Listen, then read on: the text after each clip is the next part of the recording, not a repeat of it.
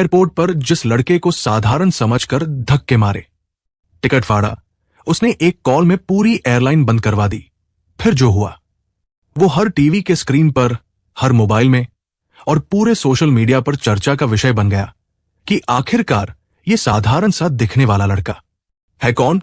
पूरा सच जानने के लिए वीडियो को आखिर तक जरूर देखें, लेकिन उससे पहले लाइक करें, चैनल को सब्सक्राइब करें और कमेंट में अपना और अपने शहर का नाम जरूर लिखें। दोस्तों, दिल्ली इंटरनेशनल एयरपोर्ट का माहौल अपनी रफ्तार में था।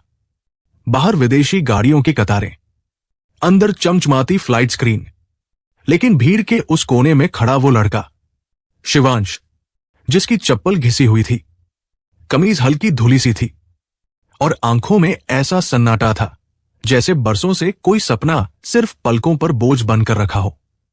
सर, मेरी फ्लाइट है अमेरिका के लिए, शिवांश ने कांपती आवाज में गार्ड से कहा। मेरा टिकट मेरे मैनेजर राकेश के पास है, बस प्लीज मुझे अंदर जाने दीजिए। लेकिन गार्ड ने उसकी हालत पर नजर डाली।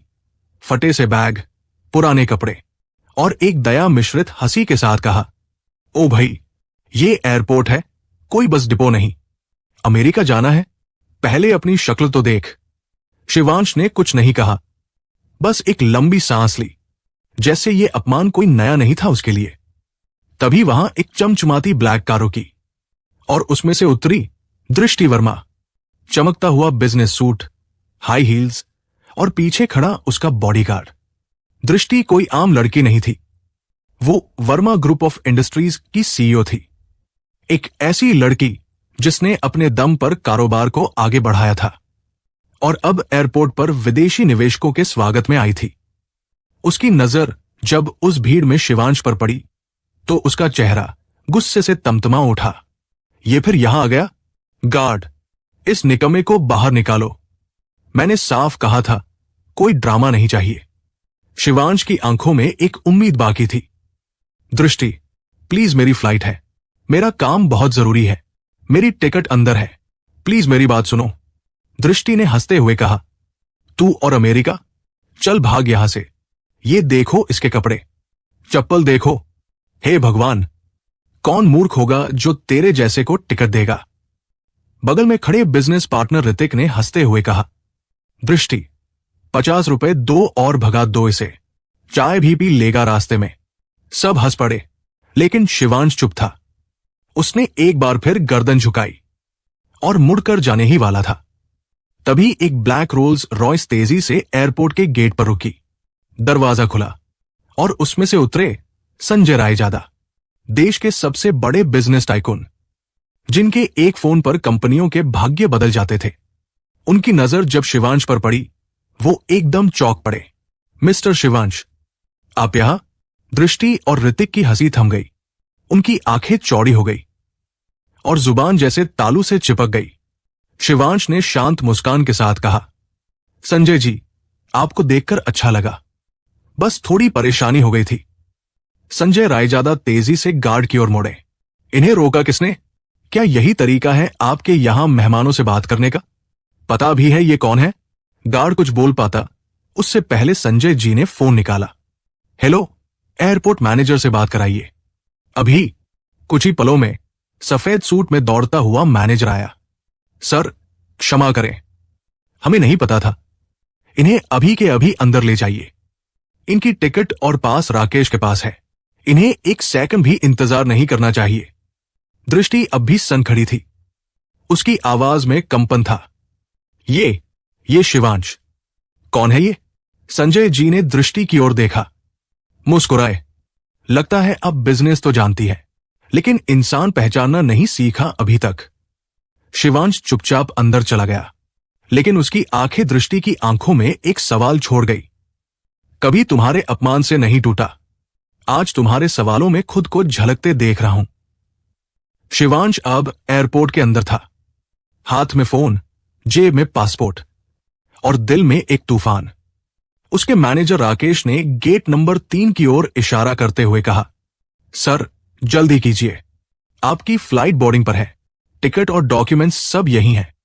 शिवांश ने तेजी से कदम बढ़ाए, लेकिन तभी सामने से आता एक आदमी उससे टकरा गया। दोनों के हाथ से टिकट और कागज नीचे गिर पड़े और उस शख्स की आंखों में गुस्से की लपटें भड़क उठीं। अरे ओ, देखकर चलता नहीं है क्या? वो था रुद्र कपूर, देश की सबसे बड़ी एयरलाइन कपूर एविएशन का मालिक और अपनी घमंड भरी सोच के लिए बदनाम। उसने झुका, टिकट उठाया, नाम पढ़ा, फिर ऊपर से नीचे तक शिवांश को देखा और फिर वो किया जिसने वहां की फिजा ही बदल दी।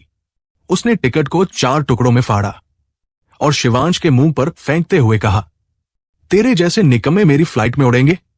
सपना देखा है क्या? निकल यहां से और अगली बार अपने कपड़ों के लायक ही जगह जा। शिवांश कुछ पल चुप खड़ा रहा, फिर उसने धीरे धीरे अपनी आंखें उठाई और सीधे रुद्र की आंखों में झांकते हुए बोला, तूने मेरी टिकट फाड़ी है, अब मैं तेरी पूरी एयरलाइन खत्म दूंगा, और वो भी अगले 10 मिनट में। रुद्र हंस पड़ा जोर से, तू और मेरी एयरलाइन को खत्म करेगा? चल कर ले कोशिश, मैं यही खड़ा हूं। 10 मिनट तेरे पास है।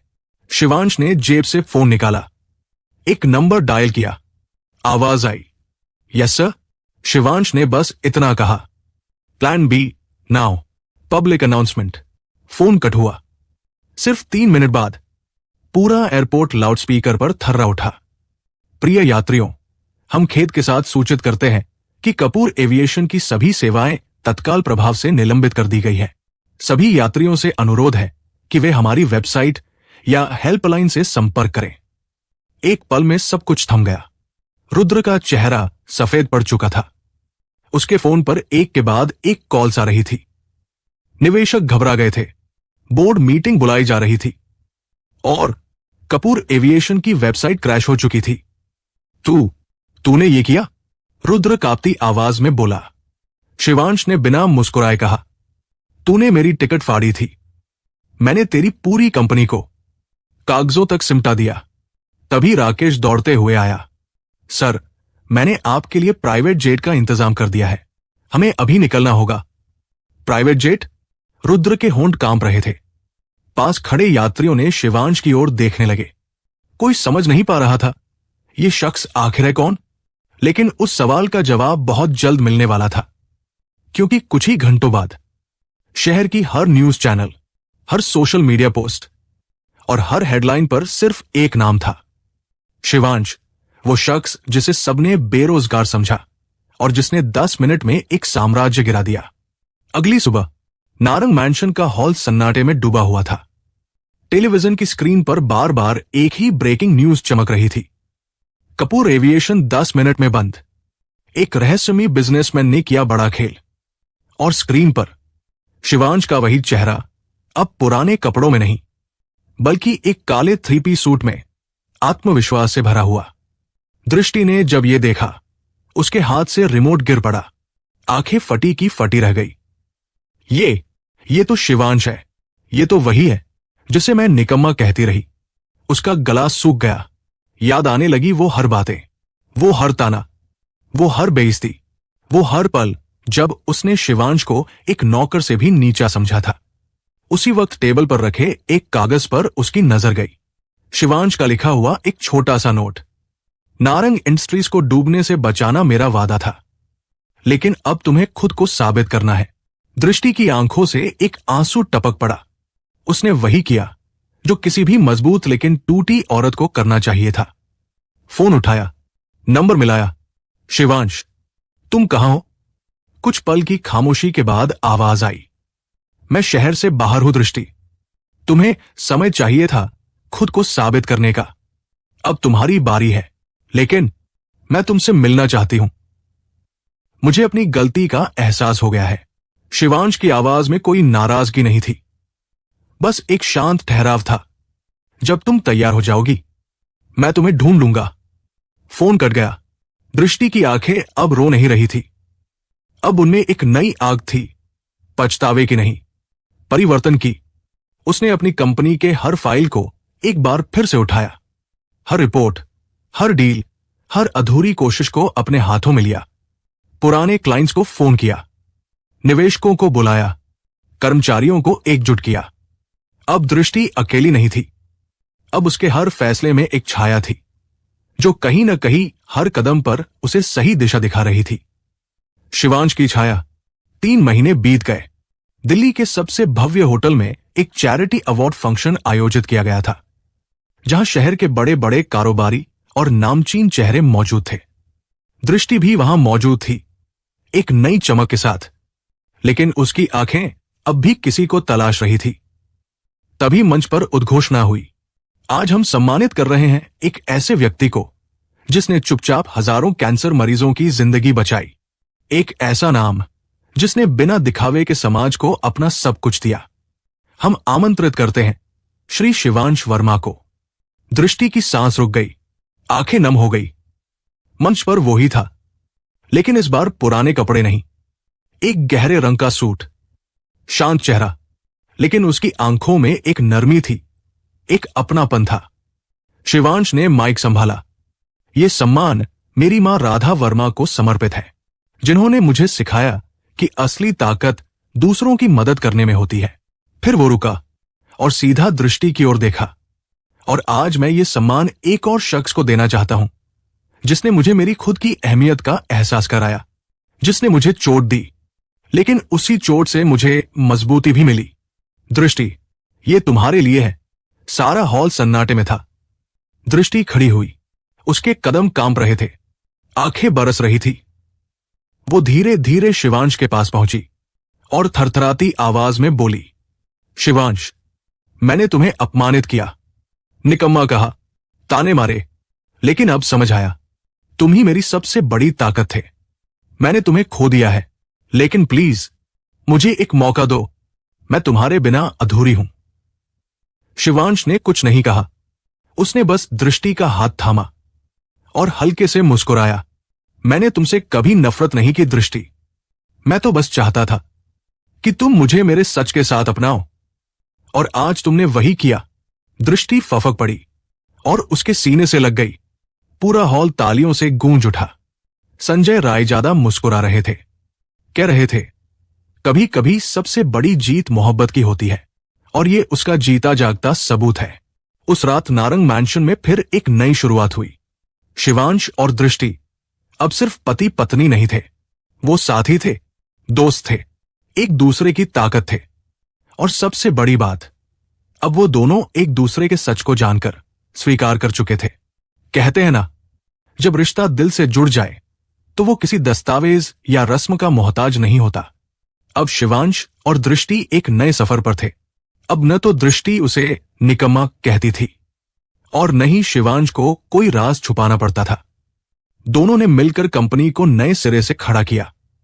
पुराने प्रोजेक्ट्स दोबारा हासिल किए गए, नए निवेशकों से भरोसा जीता गया, और सबसे बड़ी बात, कर्मचारियों को फिर से भरोसा हुआ कि इस बार उनके पीछे सिर्फ एक बॉस नहीं, 2 साथी हैं जो खुद अपने हाथों से कंपनी को चला रहे हैं। शिवांश का अनुभव और दृष्टि की मेहनत, दोनों ने मिलकर वो कर दिखाया जो एक वक्त सपना लग रहा था। और कुछ ही महीनों में नारंग इंडस्ट्रीज फिर से देश की टॉप कंपनियों की सूची में आ गई। उस दिन जब एक बड़े कॉर्पोरेट सम्मेलन में शिवांश और दृष्टि को business couple of the year का अवार्ड मिला, तो पूरे देश ने देखा कि कैसे एक बेरोजगार समझा जाने वाला लड़का और एक घमंडी समझी जाने वाली लड़की अपने अपने गुरूर को छोड़कर एक दूसरे की ताकत बन गए। लेकिन मंच से उतरने के बाद जब एक रिपोर्टर ने शिवांश से पूछा, सर, आपने इतनी बेइज्जती झेली, इतना तिरस्कार, फिर भी दृष्टि से प्यार क्यों किया? शिवांश कुछ पल शांत रहा, फिर मुस्कुराकर बोला, क्योंकि मोहब्बत इंसान के चेहरे या उसके शब्दों से नहीं, उसके दिल से की जाती है। वो जवाब सिर्फ उस रिपोर्टर को नहीं, बल्कि हर उस इंसान को था जो रिश्तों को हालातों से तौलता है। रात को जब दोनों अपने पुराने कमरे में बैठे थे, जहां कभी शिवांश को नौकर समझकर रखा गया था, अब वही कमरा उनका नया संसार बन चुका था। दृष्टि ने धीरे से पूछा, शिवांश, एक बात बताओ, अगर उस दिन एयरपोर्ट पर रायजादा सर नहीं आते तो क्या तुम सच में चले जाते? चुपचाप?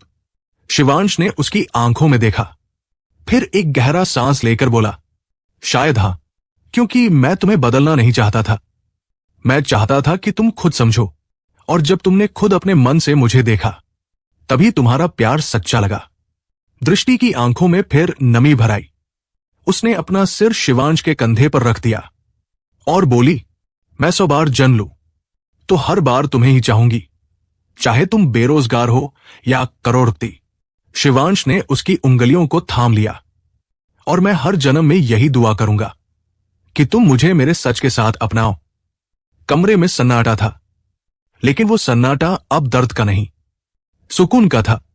आज भी जब लोग नारंग इंडस्ट्रीज की कहानी सुनते हैं तो उन्हें सिर्फ एक बिजनेस सक्सेस स्टोरी नहीं दिखती, उन्हें दिखती है एक ऐसी मोहब्बत जिसमें सब्र था, सच्चाई थी और इंतजार के बाद मिला पूरा हक।